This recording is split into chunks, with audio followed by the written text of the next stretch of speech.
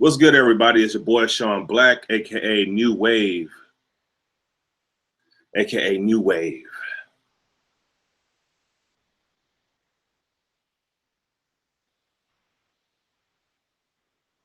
I'm just playing. Don't mind me.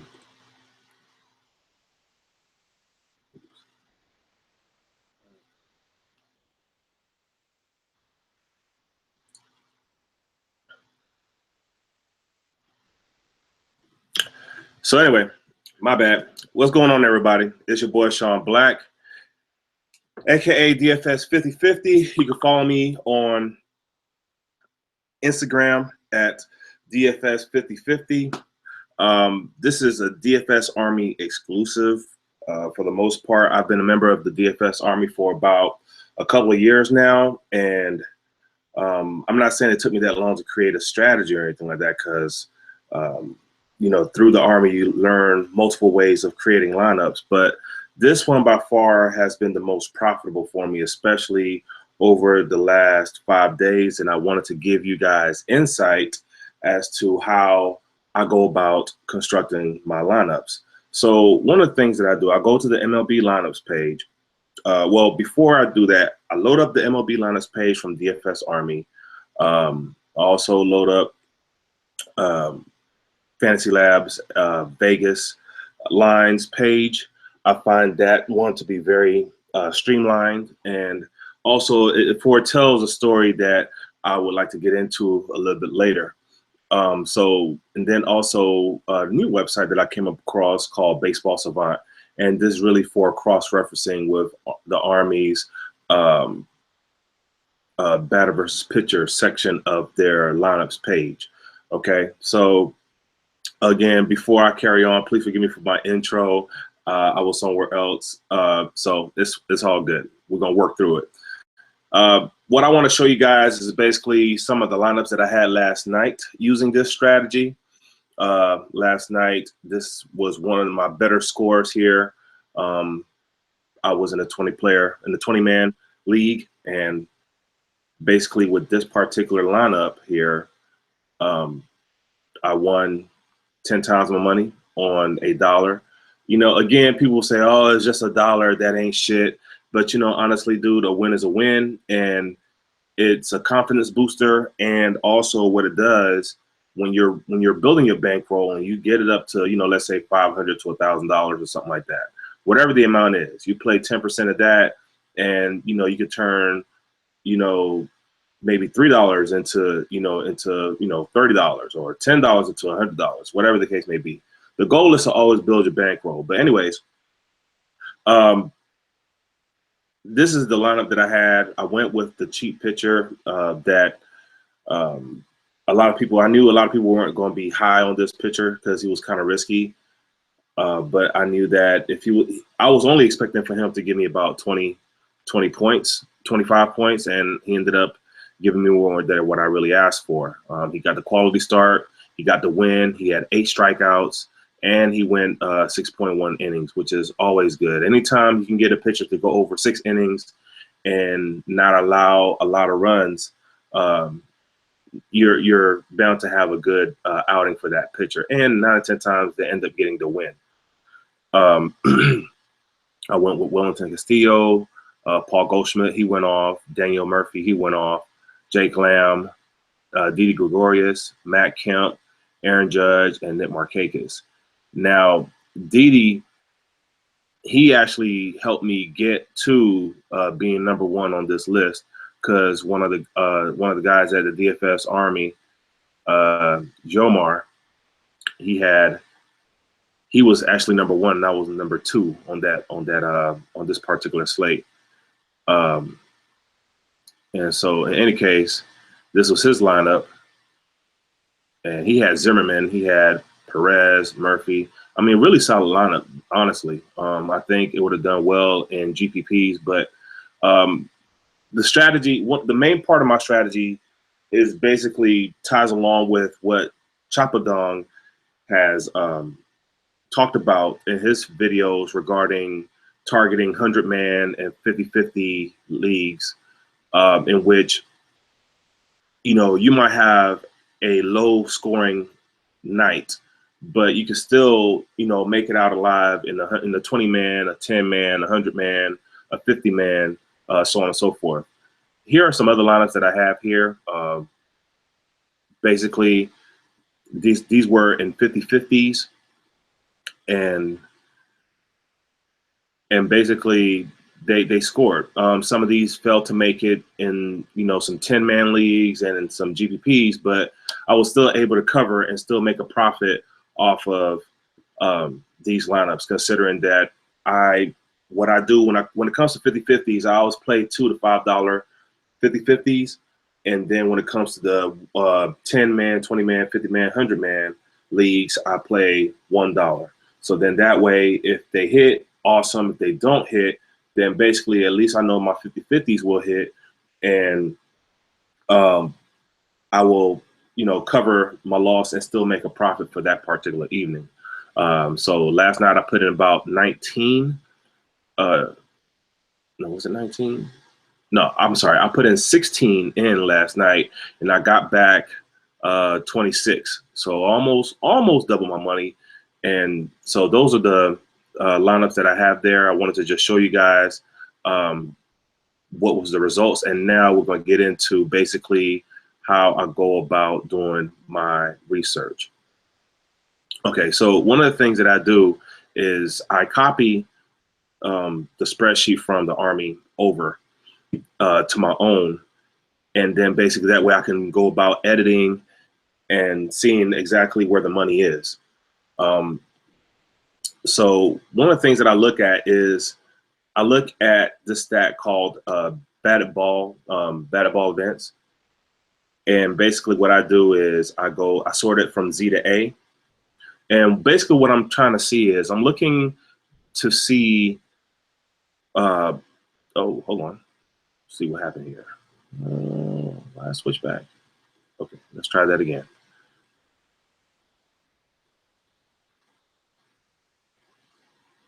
Okay, so for some reason, it's not allowing me to do the edit that I want. Okay, so it's fine. Let me try this over here since I'm here in the Army. What I try to do is I try to stay away from sorting within the Army spreadsheet because there's other people looking at it, but let me see if this thing here will be gracious enough to let me do what I need to do.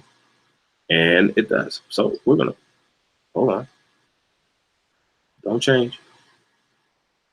I'm looking at this thing here.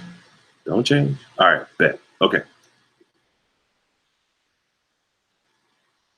All right, so here we go. Tonight, we're looking, usually what I do, I will take 5 to 10 players on the two stats that I'm going to be talking about, and I write them down, and then from there, you know, if I wanted to do any cross-referencing, I would. So basically right now you're looking at Kevin Pillar, Bryce Harper, Ryan Zimmerman, Jose Bautista, Russell Martin, Trevor Plouffe, Jarrett Dyson, Josh Donaldson, Nick Markakis, Matt Carpenter. So usually what I like to do is I usually focus on the top 10 players.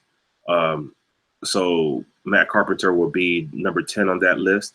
And then from there, what I'm looking at is batted ball events. Basically, my interpretation of batted ball events is basically how,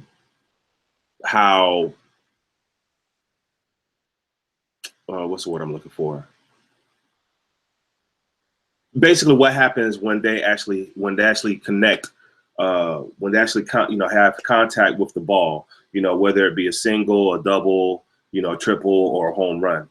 And basically, what I've noticed is that guys that have a high batted ball event usually tend to produce additional situations, additional RBIs, doubles, home runs, so on and so forth. Okay. So for example, tonight, a guy that has a high enough batted ball event is Bryce Harper, right?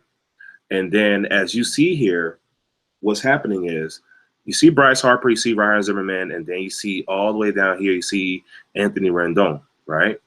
And so basically when you see people high up in this list like that, it basically can give you a leeway into creating mini stacks. So you could do a 3-man stack, or you can stack a game.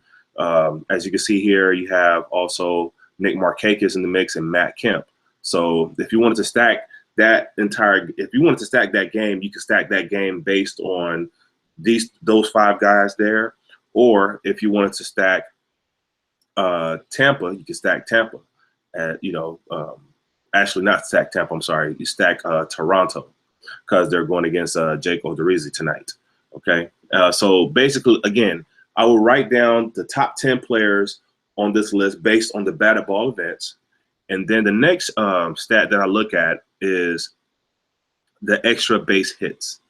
And so basically what happens is, excuse me. For example, I guess I could better tell you a story. So for example, I had Bryce Harper on my lineup last night.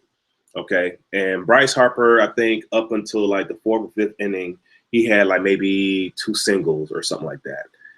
And then somewhere after the 5th or 6th inning, he hit like a double. I think he hit like a double, and I think he might have hit like a home run or something like that. But he had guys that were already on base. So, which ties along with the batted ball events and whatnot. But his production was able to produce more runs, and it was able to position the guys that were in the mix to create runs. There's another stat that I like a lot too, which is weighted runs created. That's a good stat to have if you can find it. And we actually do have it here in the Army, in the starting lineups page, if I'm not mistaken. Let me turn there, and let's see.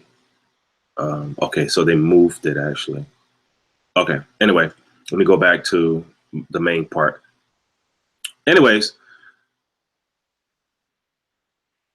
as you can see, with the extra base hits, Bryce Harper is #1 on that list. He also has a batted ball event going on. And also against Julio Teheran, he's scored 7 runs against him.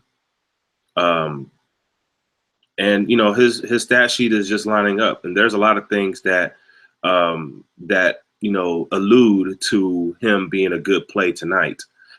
So you can see here his average WOBA is 455, and I'm pretty sure that this is somebody that the whole entire industry might be on tonight. And if not, I'd be highly surprised. And I mean, hell, if he comes off as being a lower owned player tonight, that'll be good for anybody, honestly. So anyways, these are the 2 stats that I look at: extra base hits and batted ball events inside the DFS Army.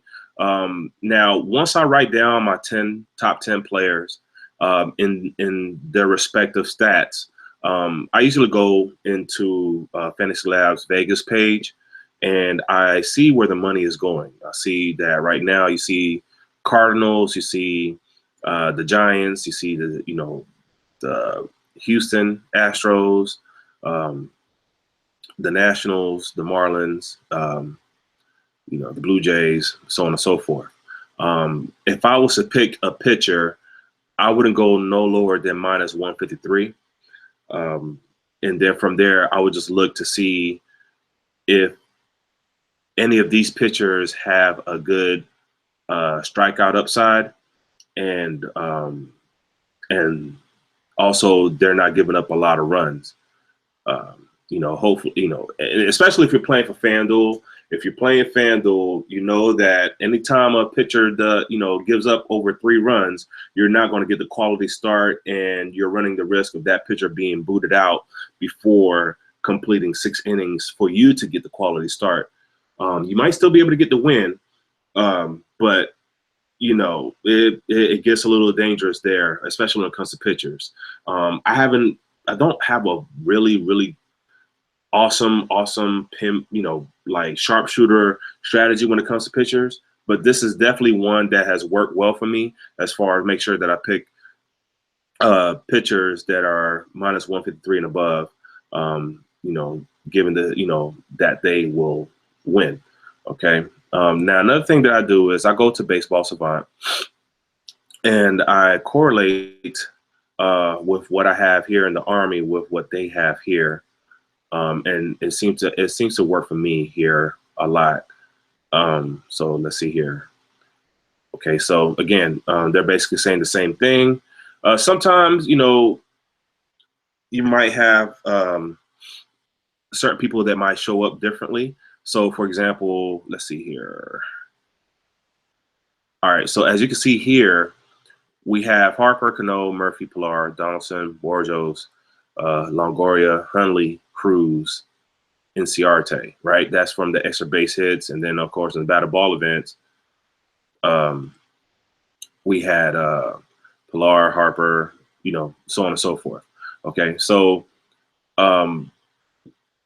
what I do is basically I go in and I just try to make sure that everything is lining up. And if I see someone that's different from the two, I basically will write that person down and see if they have anything worth noting.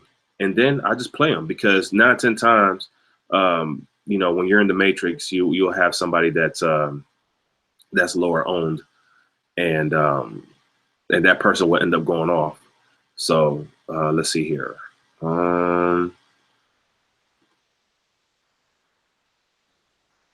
Okay, Peter Burgos. Oh, oops. Let me correlate the two together here. Okay. So in the Army here, check this out. Peter Borjos is number 7 on the list, right? And on the matchups page, he is, let's see, 2, 4, 6, 8, 10. He's number 10 on the list. But right up under him is Yunel Escobar. And then Yunel Escobar is further down on the list here, right? But Yunel Escobar has a 389 WOBA against Michael Pineda. And also he's had 18 at-bats, 7 hits. And also, let's see here. His batted ball events is only 2, but his extra base hits is 3. Now, usually I always try to go when it comes to like the ratios and everything like that. Anything above 3 is always good for me when it comes to extra base hits. And then when it comes to batted ball events, anything above a 5 is good. That's only if you really want to go all the way down the barrel. But I would say that anything between 8 and up is going to be always optimal for you. Okay. And honestly, guys, I'm telling you with true faith and vigor, these guys that you see in front of you, I will say at least 60 to 70% of these guys that's on this list are going to hit tonight. They're going to hit for home runs. They're going to hit for RBIs. And, you know, it's very seldom that, you know, these guys are going to, you know, go for duds. Okay. But, you know, this is basically just a starting point for you to be able to say, okay, I like this guy or I don't like this guy. This guy has a, you know, batted ball event of 18. So, you know, usually what I like to do is the top 4 players, top 4 or 5 players in those respective positions, right? You know, once I write those guys down, then I go back in and I look at their averages, I look at their at-bats, and I look at everything else that they do. I will then, you know, say, okay, you know what, this person is a lock. Or, you know, this person, I like them, but I'm going to put them to the side here. You know, or this person seems kind of risky. So basically what I'm doing is I'm looking for consistency but I'm also looking for upside too, because the lineups that I play, I usually play them in GPPs as well. But for this strategy, it also will work extremely well with the 10-man, 50-man, 20-man, 100-man, and 50-50s, and even double ups too, if you have a high enough number. Okay, so from there, what I do once I get my guys together, then based on their positions, I will go into the Army, and they have the catcher section here, and I will try to find that player and see where they are and see any additional stats. I will look at their fantasy projections. I will also look at their DFS grade. I think DFS Army's grade is very good. In one of my first times using the DFS grade, I actually won a GPP for $400. Since then, of course, just being transparent with you guys, I've lost a significant amount of money with that, outside of withdrawing some of that money and just using it for some other stuff that I do. But this strategy that I'm implementing has given me the confidence that I need to bounce back and to even position myself to become more profitable as the season goes along.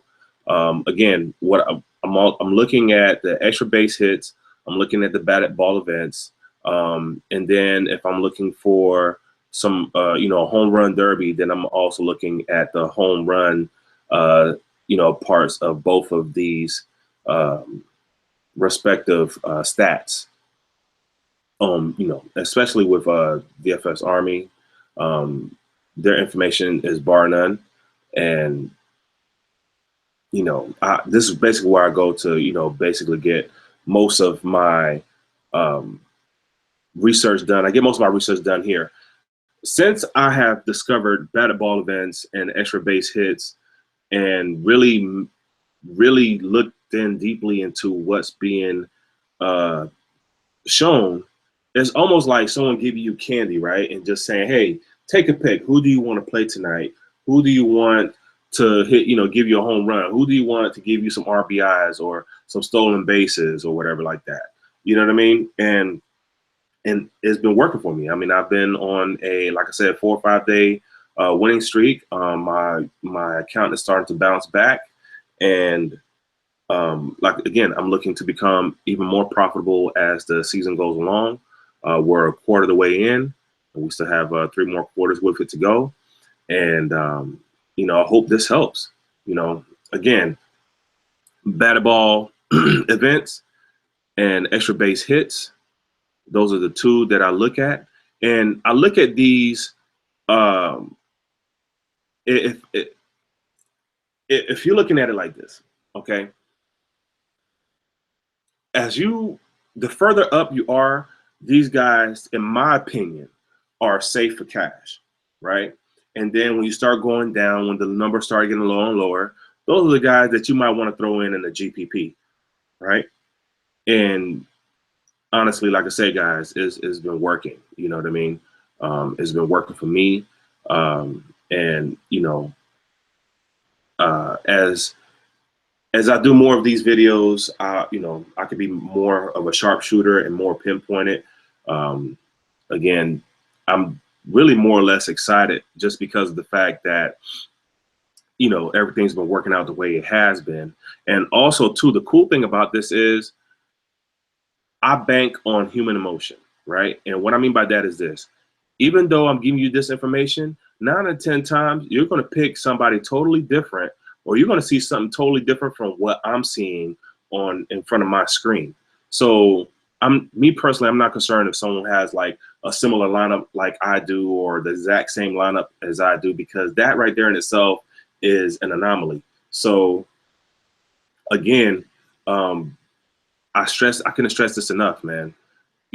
Extra base hits, batted ball events, okay? And then when it comes to pitchers, anything above minus 153 is always good. Now, just to add more weight, if they're anywhere in the minus, they can be good plays. All I'm saying is do your research, okay? Because the thing about baseball compared to other sports, it's very volatile. And so, it's not like basketball where, LeBron James can have a sucky ass night, but he still puts up 40 fantasy points, on his $10,000, salary. You know what I mean? So, in baseball, Bryce Harper, could be the LeBron James or whatever like that, right? And he could pull up a total zero on you. The key thing to playing baseball is having the optimal player in your lineup. The most optimal player in the lineup, 9 out of 10 times, they're always going to do numbers for you. And I feel like these two stats, extra base hits and batted ball events, I keep repeating that because I want y'all to understand that I am glued into these two stats. And then from there, I go into the other stats. I look into their averages. I look into, what's the potential of them hitting a home run, because the thing is, I want to get 10 to 20 fantasy points on FanDuel. If I can get 10 to 20 fantasy points without the player actually hitting for a home run, then guess what? I'm still going to rank high in any tournament. Now if the person decides, if the person is feeling good and the weather is good and the wind is blowing a certain way and they hit a home run, then guess what? They're adding to that 10 to 20 point fantasy that I'm looking for when I'm playing in that particular slate. So home runs, to me personally, now in my mindset, are icing on the cake. Home runs are icing on the cake.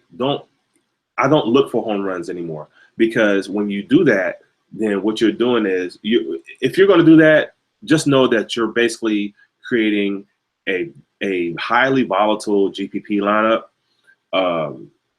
Because if the person doesn't hit and they only hit for 3 points, then guess what? You got caught with your pants down.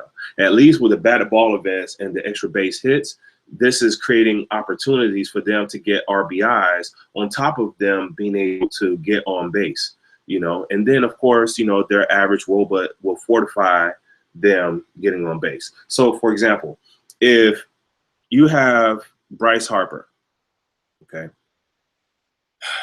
he has 33 at bats, 15 hits. His average is 4.455, right? My interpretation is this is the equivalent of somebody shooting a 3-pointer in the NBA, right? But anyways, this is telling me that Bryce Harper has a 45% chance of connecting with the ball against Julio Teheran tonight. He has a 45% chance of connecting, right? And out of that 45% chance, he has let's see, he has four or more chances to get on to first base, 4 more chances to get on third base, and skip over third base, and he has 4 more chances to hit a home run. Okay, and then from there, he's able to get other people involved in the offense, and he's also able to create more runs outside of him popping that one out of the field. So there are some other things that go into my strategy, but this is the core root of what I look for. If y'all have any questions, feel free to join the Army. They have a Slack channel that I follow basically every day. I have it on my phone. I have it on my laptop, especially if I carry my laptop around.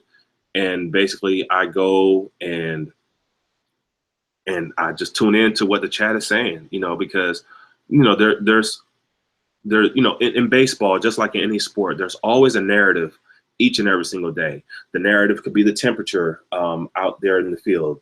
It could be the park factor. It could be the umpire. It could be anything. And in the Slack channel, those things, there's a lot of light that's being shed on those particular factors outside of what's been shown here.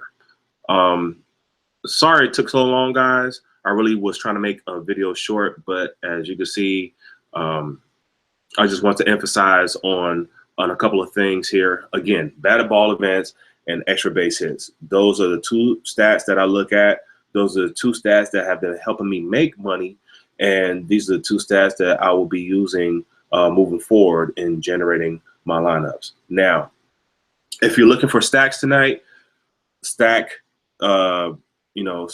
Toronto is a stack, right? And then let's see, Tampa Bay. No, sorry, not Tampa Bay. Washington is a stack. You're also looking at a mini stack in Atlanta, with Inciarte, Kemp, and Markakis. Okay, so those are three stacks that you can look at, and I'm thinking, Atlanta might be a popular stack tonight just because of how well they've been hitting, but as far as consistency, as you can see here, Toronto and Washington are up there. All right, and here's a little tidbit also too, just to give you all something here. If you look at the team value rating, you can see, other potential stacks that can work out in your favor. Personally, I like to target, teams with values between the 70s and 80s. Usually, those that are higher up would tend to be very popular, and of course, you could play those, but 9 out of 10 times what I notice is that anything after like the 4th or 5th team in the higher value rating, so to speak, tend to be lower owned. So those are some jewels that I wanted to share with you guys. If you have any questions, meet me in the Slack channel at DFS Army. That's where I'll be. Or you can check me out at DFS5050 on Instagram. And I will have all the links below and all the reference to these sites below. And y'all have a blessed day. Peace.